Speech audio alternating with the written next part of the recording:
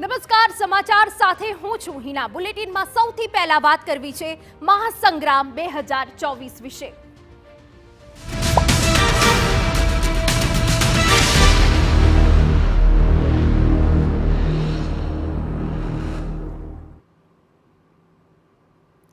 ગાંધીનગરમાં લોકસભાની ચૂંટણીને લઈને ભાજપની મહત્વપૂર્ણ બેઠક। ગાંધીનગર કમલમ ખાતે આ બેઠક યોજવામાં આવશે। ભાજપ પ્રદેશ પ્રમુખ સી.આર. પાટીલની અધ્યક્ષતામાં આ બેઠક યોજાઈ રહી છે। આ સાથે વિગતો મળી રહી છે કે મુખ્યપ્રધાન ભૂપેન્દ્ર પટેલ પણ બેઠકમાં હાજર રહેશે। જિલ્લા પ્રમુખ, પ્રભારી અને ધારાસભ્યો બેઠકમાં ઉપસ્થિત રહેશે।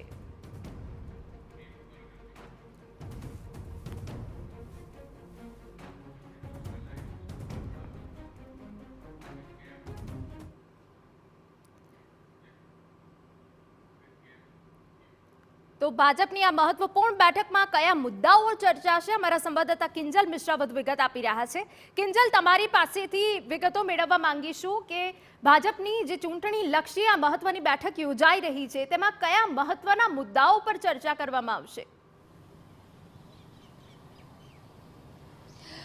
જી બિલકુલ, જે રીતે વાત કરવામાં આવે તો 26 નામની જાહેરાત થઈ ચૂકી છે અને ચૂંટણીને સમય છે, એટલે કે લગભગ હવે 40 દિવસ જેટલો સમય કેમ્પેનિંગ માટે છે। ત્યારે તમામ વિધાનસભાની અંદરનું જે કેમ્પેન છે તે મજબૂત રીતે થાય। સોશિયલ મીડિયા પરનું કેમ્પેન હોય કે પછી પ્રચાર પ્રસાર હોય કે પછી જનસંપર્ક હોય કે ડોર ટુ ડોર કેમ્પેન હોય, જે ભાજપની વાત કરવામાં આવે તો ભાજપ હંમેશા ત્રિસ્તરીય તૈયારીઓ છે તે કરતું હોય છે। ડોર ટુ ડોર કેમ્પેન પણ કરતું હોય છે, સભાઓ પણ કરતું હોય છે અને સોશિયલ મીડિયા પર પણ કેમ્પેન કરતું હોય છે। પ્રબુદ્ધ નાગરિકની વાત કરવામાં આવે, યુવાઓની વાત કરવામાં આવે, મહિલાઓની વાત કરવામાં આવે કે તમામ માટે એક અલગ અલગ જે થીમ છે તે થીમ ભાજપ દ્વારા તૈયાર કરવામાં આવી છે।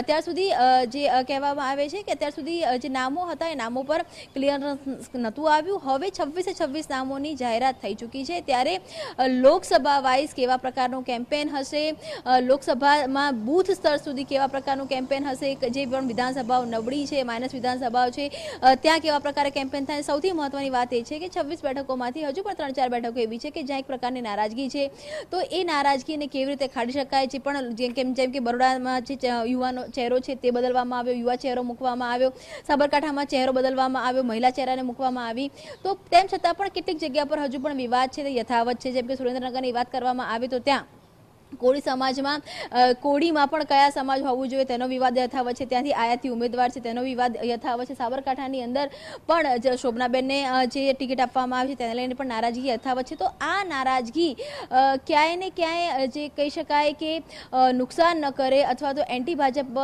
એક્ટિવિટીમાં ન થાય, તો જે વિરોધ ખાડવાનો પણ જે પ્રયાસ છે તે પણ કરવામાં આવશે અને તેની સાથે કેમ્પેનની તૈયારી છે તે પણ કરવામાં આવશે। આગામી દિવસોમાં કેન્દ્રીય નેતાઓ ગુજરાતના પ્રવાસે આવવાના છે, તો તેની જે તૈયારીઓ છે તે પણ કરવામાં આવશે। એટલે કહી શકાય કે જે ગિયરઅપ મોડ છે ત્યારે હવે 26 નામ ક્લિયર છે, ભાજપના જે સ્પેશિયલ 26 છે તે ક્લિયર છે, તો તેને લઈને લોકસભા વાઇઝ કેમ્પેન માટેની તૈયારીઓ છે તે પણ કરાશે।